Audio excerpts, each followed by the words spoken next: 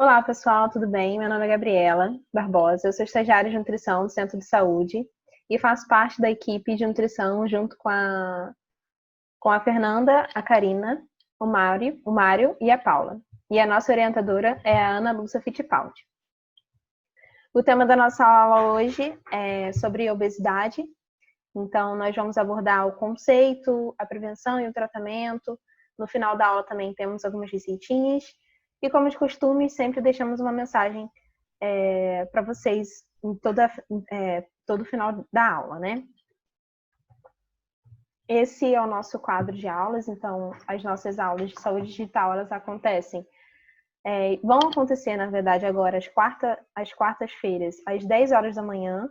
Então, somente no dia 9, que vai ser às 2 horas da tarde, mas o nosso novo horário é às quartas, às 10 horas da manhã.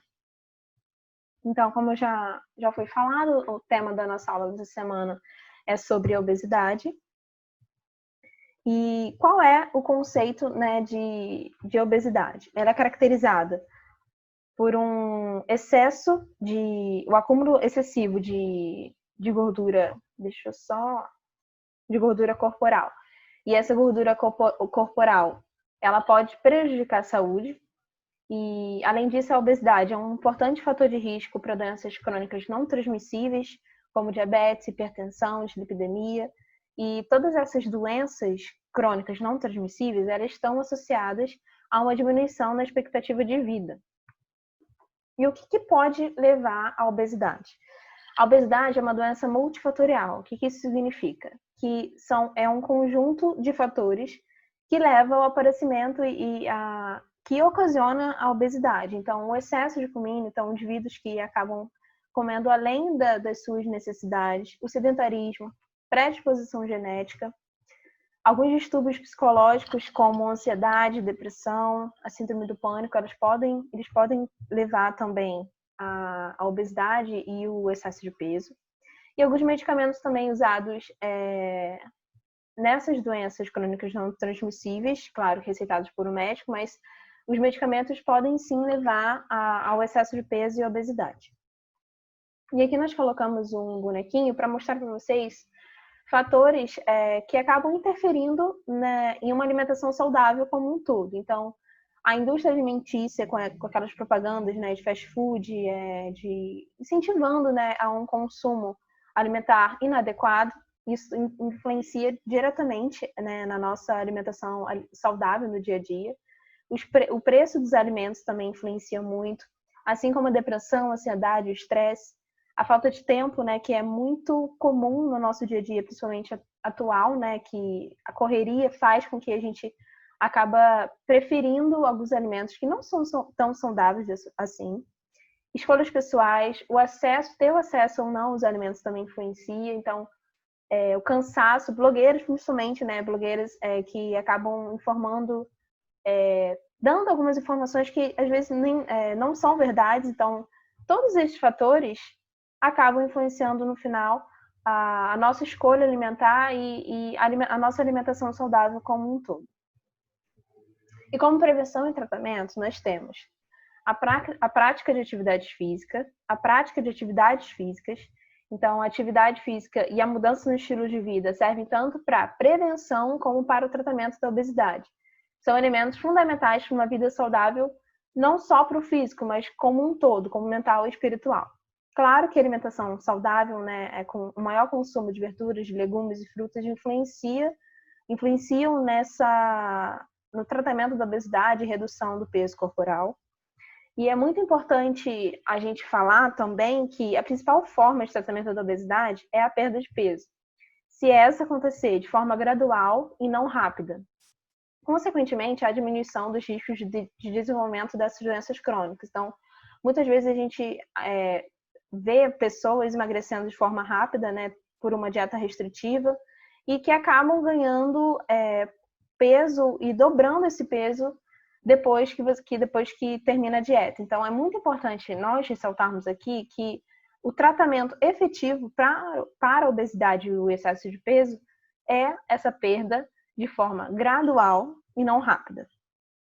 Muito importante também ressaltarmos que O uso de medicamentos ele pode auxiliar, porém em casos muito, muito específicos e somente com orientação médica. Então, o médico é o único capacitado que vai te avaliar e receitar algum medicamento se esse se encaixar dentro da sua necessidade, tá? E o tratamento, é importante, né, a gente falar novamente que o tratamento mais eficaz mesmo é a alimentação saudável, equilibrada e adequada e a prática de atividade física.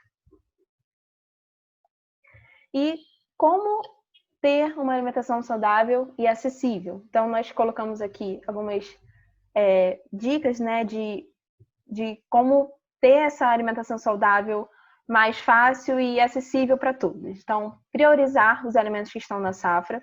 Esses alimentos que estão na safra, eles têm uma maior oferta, um menor preço, eles são mais nutritivos e têm uma menor quantidade de agrotóxico. Então, você consumir um alimento que esteja na época, faz com que ele seja produzido em maior escala. Então, ele acaba, por estar na época, precisar de menos agrotóxico, então ele acaba tendo mais nutrientes e minerais, né, que até o solo propicia essa quantidade, né, maior de vitaminas e minerais. Então, você tem um menor preço, eles são mais nutritivos e tem uma menor quantidade de agrotóxicos, sendo muito beneficial, tendo muitos benefícios para a nossa saúde. Além disso, uma dica também muito bacana é ter um aproveitamento integral dos alimentos. O que isso significa? Trata-se da utilização total dos componentes dos alimentos no preparo de refeições, incluindo, além da polpa, partes não convencionais, como as cascas, as sementes e talos de legumes e verduras. Então, por exemplo, na hora de você cortar a couve, eu cortava a couve e jogava o talo fora, né? Então, a gente pode aproveitar, por exemplo, o talo da couve no feijão.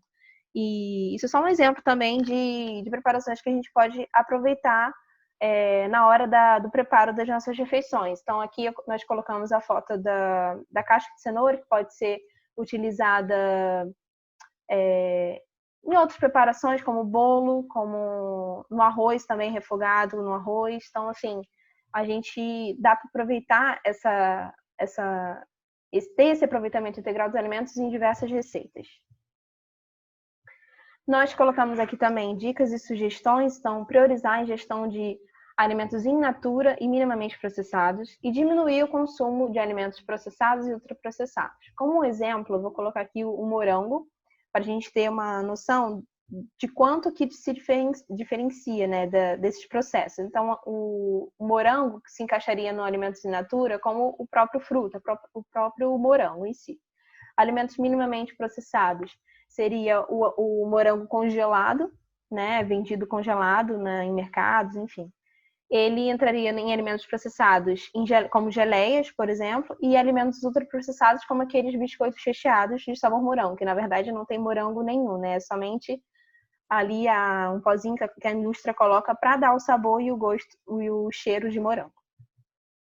Além disso, nós colocamos aqui também para vocês terem uma maior noção do que seria esses alimentos in natura ou minimamente processados. Então, legumes, verduras, as frutas, o arroz branco integral, o feijão preto, feijão branco, as lentilhas, as frutas secas ou não, né? As castanhas, o amendoim, o cravo, a canela, a farinha de mandioca, então as carnes de porco, a carne vermelha, as aves, o leite, os ovos, enfim, há uma variedade muito grande que vem da natureza, né, e que a gente pode e deve aproveitar. Então, é muito importante consumir também alimentos fontes de fibra. O consumo adequado de fibras está associado com a saúde do intestino, com a nossa saúde intestinal, então pode ajudar a gente também no controle do açúcar no sangue e no controle do apetite, o que é muito bom e muito importante para o processo de perda de peso. Então, aqui nós colocamos também alguns alimentos fontes de fibra, como o abacate, a ameixa, a maçã, o mamão, a alface, a couve, a rúcula, o agrião, a aveia, a linhaça, farelo de trigo, a chia e etc. Receita da semana, nós resolvemos colocar duas. A primeira é esse brigadeiro saudável, com base no creme de leite. Então, utiliza uma xícara de creme de leite fresco, 2 colheres de sopa de cacau em pó 100%, 2 colheres de sopa de xilitol, que é um açúcar natural, na verdade é um adoçante natural, 3 colheres de sopa de manteiga sem sal. Na forma de preparo, você coloca todas em uma panela a manteiga. Quando derreter, você adiciona os outros ingredientes, deixe ferver levemente até formar bolhas bem pequenas por aproximadamente de 1 a 2 minutos e, após isso, desligar o fogo. Deixe esfriar, coloque em potinhos ou em um prato e, em seguida, guarde na geladeira. Depois de morno, faça as bolinhas e, em seguida, coloque-as na geladeira. Deixe endurecer por, no mínimo, 2 horas e sirva. Outra receita também muito bacana é o chips de abobrinha. E você pode fazer com outro vegetal também, como a batata, como a cenoura. Acho que com a berinjela também dá certo. E você só acrescenta e adiciona o tempero, né? O sal, azeite e pimenta do reino a gosto. Então, você fatia a abobrinha em rodelas de maneira que não fiquem muito finas. Salgue-as levemente numa tigela e reserve por 30 minutos. Coloque as rodelas numa forma com papel vegetal e tire bem a umidade com papel toalha. Tempere a gosto e leve ao forno na potência mínima. Deixe assar por cerca de 1 hora ou até que fiquem crocantes. Retire do forno, espere esfriar e sirva. Aqui a mensagem final é: em todos os dias, lembre-se sempre que o amanhã é uma página em branco esperando para ser escrita. Espero muito que vocês tenham gostado dessa aula. Ao final, nós disponibilizaremos um questionário e é muito importante que vocês preencham, porque dessa forma a gente vê que vocês gostaram do tema e entenderam do tema proposto. Então, não deixe de preencher, tá bom? Muito obrigada. Espero novamente, né, que vocês tenham gostado dessa aula e até a próxima semana.